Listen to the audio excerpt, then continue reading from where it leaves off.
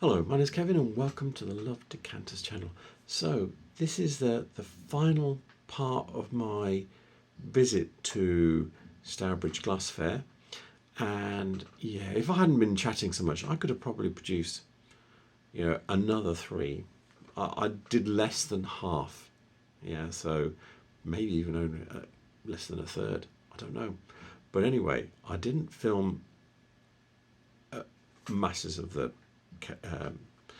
stands that were there, so yeah, I was just chatting too much chatting. But anyway, so we're starting off with a dealer's called Fileman Antiques, and yeah, they're old school, but I love my crusty old git glass, and they had some fantastic glass, some things I've never seen before. Yeah, they're up there, in the glass dealing world. And if you're ever looking for something superb, they're probably people to talk to.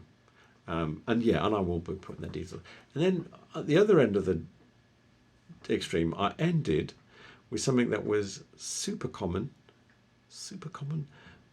and quite stylish in its time, but unused, completely unused. So all fully labelled up, which is unusual as well.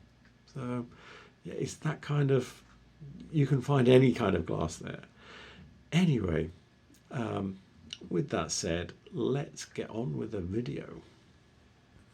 So I'm at the Fileman Antique store here, and they have some fantastic glass. I mean, look at this fantastic early 19th century rummer.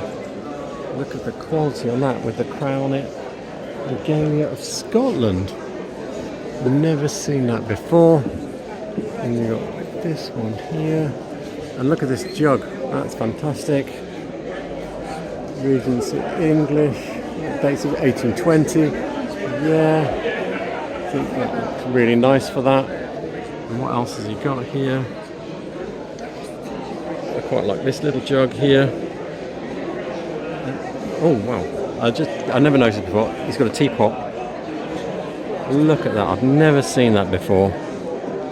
Very rare diamond cut teapot. I don't think you would actually use it. It would probably blow up if you put boiling water in it, but yeah. Amazing. And then down here, this is where I get lost. Yeah, this is a bit beyond me, this stuff. St. Louis. Yeah, that's super quality. Then we come down here, and yeah, look at this. Thomas Webb. Yeah, they're super fantastic. The handle looks pre-1870s. The pan is a bit like the Stuart Beaconsfield, but yeah, it's not the same. It's a completely another level. And then what we've got down here, a few bits and pieces. Yeah, I'm not so. It looks a bit bohemian. I'm not sure about these glasses down here. So let's move on and go back to the other stand. So, some really nice early glasses here. Look at this one in the middle with the gadrooned bowl. Circa 1710. And you got this one. Little balusters. Look at that fantastic balusters they've got here. All these are early 1700s. Lovely air twist, deceptive it looks like. Yeah, it is a deceptive. That is nice. They do have, and look at this. I've never seen an early deceptive like this, but look at that. That is very nice. So I'm not going to show you everything I saw in Fileman's because they just had way too much fantastic glass, but I thought I'd pick out a few bits. So I've pulled out the ubiquitous identification of English 18th century drinking glasses by L.M. Bickerton, and yeah, so this is described as gadrooned. That's what they're calling it here as well, so that's good. I didn't get that wrong. Gadrooned base. Yeah, and they're dating this to 1800, but it's similar shape, style, mead glass. It's got another one here with this not quite, slightly shorter looking one, and there's another one over the page.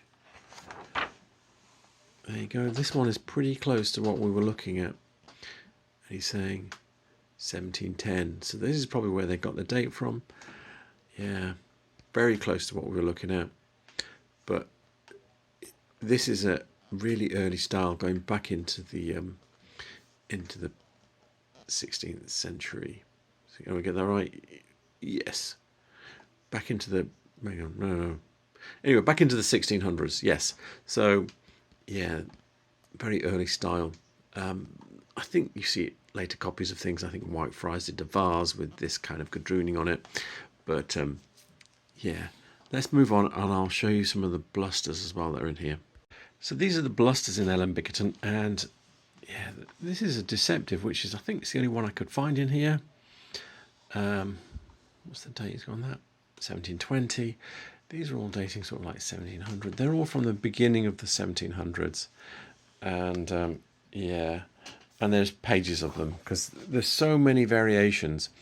And if you're collecting them, yeah, these things are not cheap. They're incredibly expensive. And depending on the variation and how common those variations are, really affects the price.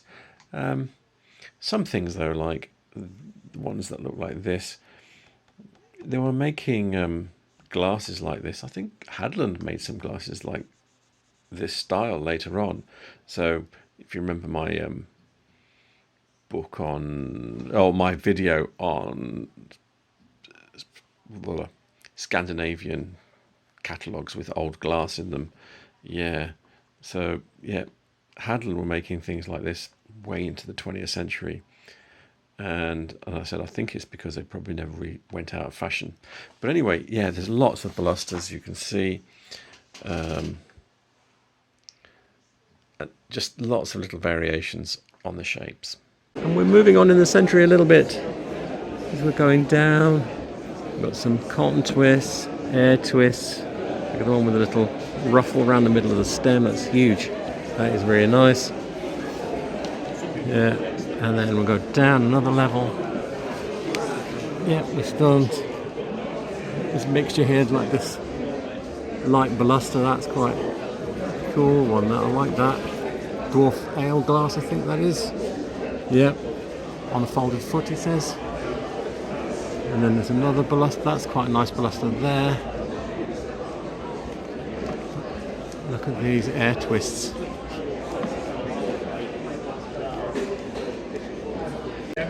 Yeah, so we've got some rummers down here. Yeah, nice, but yeah, look at the decanter in the middle there, in the back. Nice sugarloaf. Decanter. Look at the cutting on it, that is fantastic.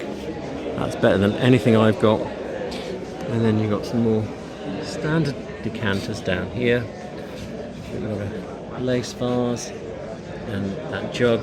That is very nice as well. And this little bluster mug, that is quite nice there. This book is The Decanter Aged into Modern by Andy McConnell, and it has a bunch of sugarloaf decanters in it, and I thought I'd show you this style because it's not very common, and if you ever come across it in a charity shop or anywhere, car boot or anywhere, just buy it, even if it's chipped. Yeah. Okay, so these are called neoclassical style. You've got there, neoclassicism. And basically when you're saying neoclassical, it's kind of like after Romanesque, Roman style decorations that you would see on the columns and whatever, statues and stuff. Anyway, so this is the shape.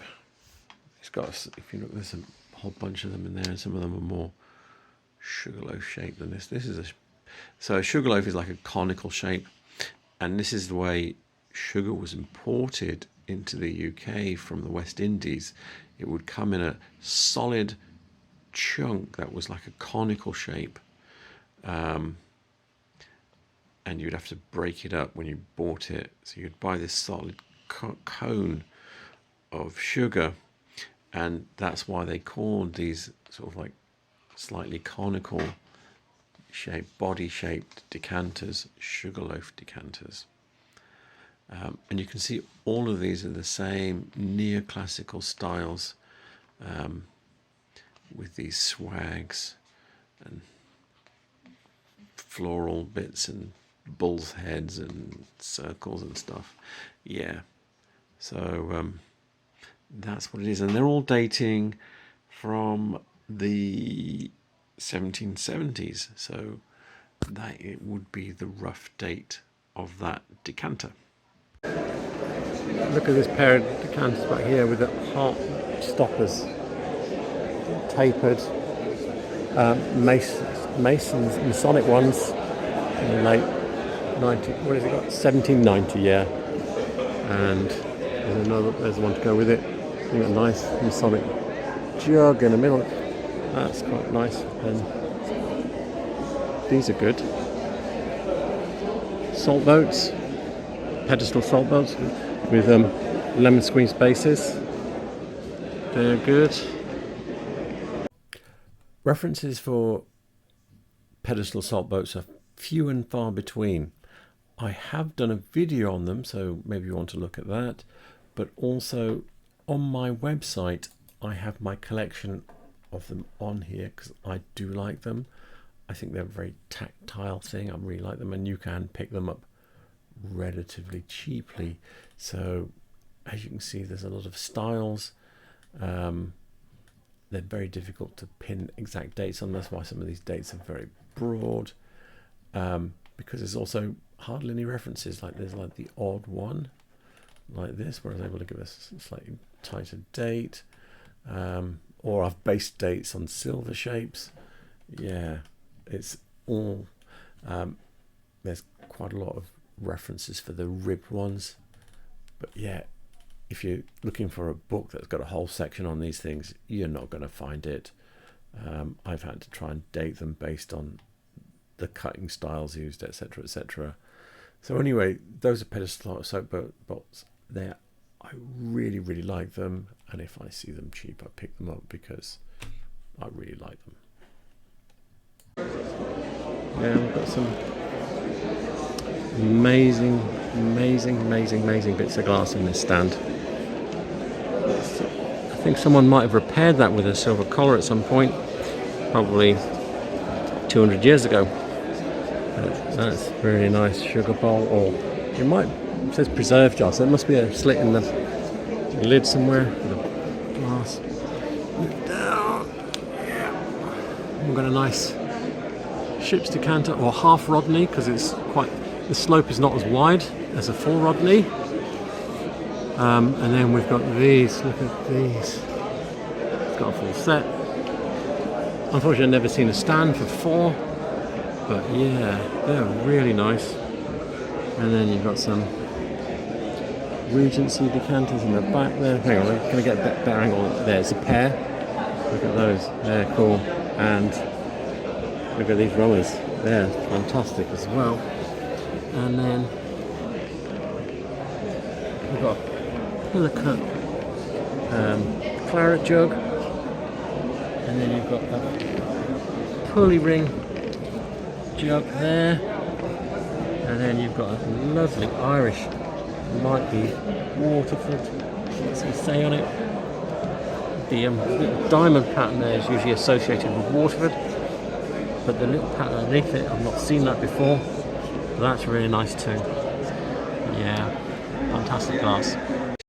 This book is Irish Glass by Phelps Warren, and this is the pattern I was telling you about, this diamond pattern with a little hobnails inside of it. Can you see? And this is a marked one, which means the name of the maker is impressed in the base, because this is blown into a mould, and they would have put the name in the bottom of the mould. So when they blow it into the mould, you can see the name impressed into the bottom of the decanter, and it's marked Penrose, Waterford. So yeah, and the date they've given here is 1783 to 1799. That one, if I can get this showing out of the picture, was particularly nice because it had this, but then it had a whole bunch of other patterns another frieze pattern underneath. There's another Penrose one here, and it's got little odd diamonds on it. Yeah. So anyway, that's what I was talking about. That pattern, I've seen it in another book as well. Maybe at least one other, maybe two others. So that's why I was saying that. I'm here at Richard's stand, and he's the guy that's organised this show, and he's had a very good day. You can just see by these two shelves here. There are more empty shelves on here. It's got these lovely Whitefriars rib wave bowls here. Then you've got a tangerine random strap. That's a Geoffrey Baxter. Oh, these are Geoffrey Baxter's. Obviously, that's a coffin. I think that's the mobile phone one. And we've got a drunken bricklayer, bottle vase. So yeah, so he's got plenty. There's more textured glass on the other side. I'll show you that in a second. Down here he's got some stuff I don't know at all, but look how fantastic this is. All the iridescence there. And you've got a bit of Monart, another bit of Monart, and then yeah, some Whitefriars. Tiny quilted. This looks like it's what's he got on this? It looks like Stevens and Williams or somebody. Richardson's. Yeah, but it has got the patented web handle on it. I think the patent was in something like 1869 or something like that. This, then it's got a hexagon vase. I mean, decanter here, little Spanish cup one, but it's tiny. It's like, you know, you get about one glass of wine out of that thing. So, I've never seen it that small. And you've got these like ribbed poppy head style. I've got a few of those, but I haven't got all of this range. Yeah, there. It's got like different sizes. It's got a tumbler. And he's got some Whitefriars uranium. There's T.G. Daxon ones there, really nice. A couple more poppy heads. Some Roman cut glass. Yeah, and some of this is not super expensive. But look at this. It's got a bit of Scandinavian here. These are Hadland.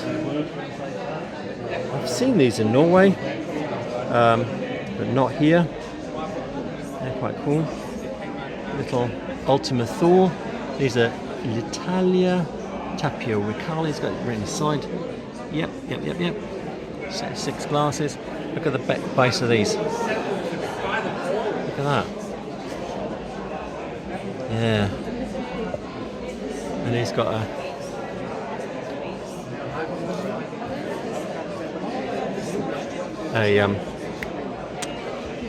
Medina fish vase there, a bit more Medina bits there. And he was pointing this, he's brought this out to the front for me. He's got this very rare Whitefriars decanter that he's literally just bought for himself. He thinks it's 1870s, 80s. Really nice. I have a lot of Hadland catalogues that I've downloaded from the Mats Lindor website. Now, I noticed on the label when I was watching the film that those dishes were dated to 1975, and I have the catalogue for 1980 and 1970. So I've got a 10-year gap, and those dishes are in neither of those catalogues, and I've looked on either side as well. So they're not down here or above. So yeah, they were probably not made for that long. I have seen them before. One interesting thing I spotted, though, I mentioned when I was looking at the Fileman Antiques stand, that one of the glasses was like old-fashioned. So in the 1981, not this, but that's still looking quite old. It looks early 18th century, but this one here, this is like one of the glasses I pointed out. So yeah, this is what I was talking about previously, where I was talking about glasses that look out of date, and that the Scandinavians were making them for years after they went out of fashion. So yeah, I don't have those dishes. A bit pained by that. I might have to go back to Mats Lindor website and see if there is a catalogue I've missed. But anyway, yeah, they were marked and they've got labels on. So, but it does say that they were probably made for not that long a period of time. Yeah, he had 2 of these to start the day. He's left with this tangerine one. I think that's the price they go for. But what a fantastic, huge monster piece of glass. Just see, put my hand next to it. That's how big it is. It's a monster. And then he's got hoop vase, big one. Cello vases. Chess set one, or chess. And then he's got this. I've seen that in the book. That's quite nice. He's got a set of M60s, clear, boxed. And so these were given. I think they're engraved. Something. Yeah, something special. And then got a whole bunch of more of these. Normally I would have had it like on the wall, but because the messed up my stand was supposed to be there, and it's all supposed to be against the wall, and this, that, Lovely. A bit low it's here. Adrian Sankey. Look at these iridescent pieces. When you have his workshop. Although that's Tiffany. Look at that. And again, they look lovely when they're lit up, of course. I've always tried to stay away from paper with sadly you've had with custom. So, allegedly, this is the best Whitefriars stall. This is Dale's, and look at this herd of dilly duck. He's going to go out and clear the rice paddies with this lot. Look at them. And yeah, he's got some. And apparently, he sold a lot today, so he's got all of these bark vases and more. There's like a little forest of these. Drunken bricklayers, yeah. These Aztec. And then he's got a TV vase up here, and a little coffin, and another TV vase, and another coffin, and then he's got a whole bunch more down here. Look at all this orange totem. That's nice. Oh look, this is what I saw the other day. Yeah. He's got 2.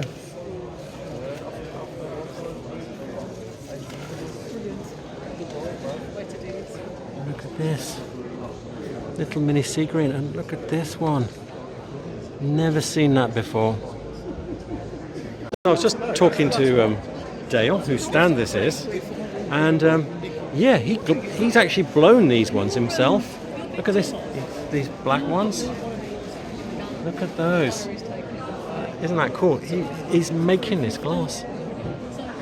It's fantastic. Because I was like, who made these? What were they by? And new art glass. His prices are good as well. So yeah, this is very nice. This is design in the making here. So we've got something here. We've got Hogan. One of these heavy duty bowls here. Yeah, James Hogan, there you go. £40, that's a bargain. That is a bargain in sapphire. And what else have we got? Yeah. Tangerine hoop bars. 2 tangerine hoop vases. I don't know much about these, as you know. It's a different world. But pewter silver decanter. You see these in clear all the time, but not in clear and in silver like that. And then what else have we got? Got ship's decanter. Yeah, Whitefriars one. Yeah, this is a nice stand. He's got and 2 more dilly ducks. They need to get back with the flock. They're heading back that way. So I'm here on the stand, and this guy's asked me about this Mary Gregory or vase. It's dark blue. Let's have a look underneath. No pontle mark. It is unusual, but he's wondering who it's by. I've seen some reference sites for Mary Gregory, so I'm gonna try and find that. So we're looking at the glassencyclopedia.com, and there's an article on Mary Gregory glass, and I was actually the dealer specifically asked me about this piece, and I gave some opinions, and I'm reading this and I'm thinking, thank goodness I didn't bullshit him and pretend to know anything. So yeah, I just said it's mainly from Czech Republic, lots of people were making it, etc., etc. And it's very difficult to pin down who made what where. And this has some interesting things that are covering what I said. So yeah, I didn't try to pin anything down because apparently you can't. It just says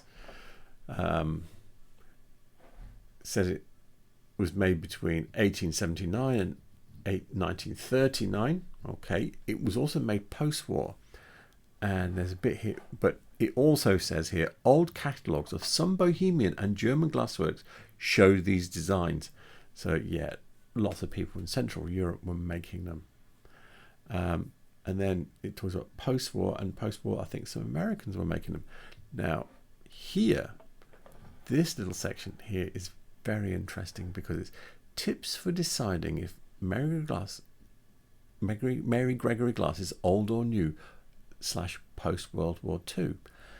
Now, one of the things that it says that's interesting is it says the pre-war ones are less realistic. Okay, that the children, it was mainly pictures of children in naturalistic environments, which is what that was, and they usually have big heads and short arms, and that is what that was. So the post-war ones, the children have more realistic proportions. So what you can say is that it's probably mid-European, Bohemian or German, and that it fits into that 60-year time period, really 1880 to 1940, to the beginning of the war. So yeah, very difficult to pin down. I've looked at other articles and things about it, trying to think, is there anything definitive? Is in their catalogues? Blah blah blah blah blah. And yeah, not really got anything that's too useful to me yet. But anyway, so his chances of actually pinning that piece down to anything really tight are low. On the same stand, there's this trans glass swirl set. He's got the giraffe carafe. Is the label still on? Move the label out of the way if you want. No, that's fine. And it's got the little British design label as well as the trans label. There we go. I think, yeah, he has got. Normally those carafes are like 20 quid on their own, but with all these glasses, with all the labels unused, and the plate, that's a really good price. This book is 20th Century British Glass by Charles Hajdemach, and yeah, so this is what we were looking at. We had the giraffe carafe with the swirl pattern on it. We had some of these glasses. We had some tumblers, I think, that were bigger than this, and then we had a tray that wasn't any of these shapes. It was more of a rectangular shape. So yeah, and then down here we've got the date, Chance Brothers, 1955, designed by Robert Godden. Now, what I really liked about that was it was unused, all labelled up with the British design kite mark, which was that sort of like black and white checkerboard one, in addition to the Chance Brothers labels as well. So I've seen Chance Brothers labels on things before, but not with the British design kite mark as well. So yeah, so if there was a Chance Brother collector came by, they would have probably snapped their arm off that, because I've never seen that before, or even close to it. Normally you might just see a carafe or a plate. Don't really see much of the glasses. Never, well, there wasn't a jug, I don't think. But anyway, yeah, you never see it as a set like that, all labelled up. You might see the odd Chance Brothers label on. I've seen them on, I think, on other plates, but not on the swirl ones. I think they're such a useful item that they get used, and yeah, and the labels come off. But yeah, that is a nice thing to kind of come to the end of the video on. Same one, he's also got this Whitefriars. Whiskey glass is very plain, but yay, the box. And he's got these streaky Whitefriars. Look at the size of those monkeys. I mean, there's my hand at the bottom of that. Look at that, that's huge. And yeah, he's got some fantastic glass here. That's a bigger size one. I've not seen one that big before, I don't think. So I hope you enjoyed that. Yeah, there will be another video where I show all the things that I bought at the fair. And yeah, so I bought 3 things, my wife bought 2, and I'll be able to show you those in detail. And yeah. Anyway, with that said, the details of the dealers I used, where I have details, will be in the description below. And in fact, I'll put all of the dealers that I've dealt with so far in the description below. And what else? Yeah, and all the references I used will be in the description as well. And please remember to like and subscribe, because it really helps my channel. With that, thank you for watching and have a good evening. Good night.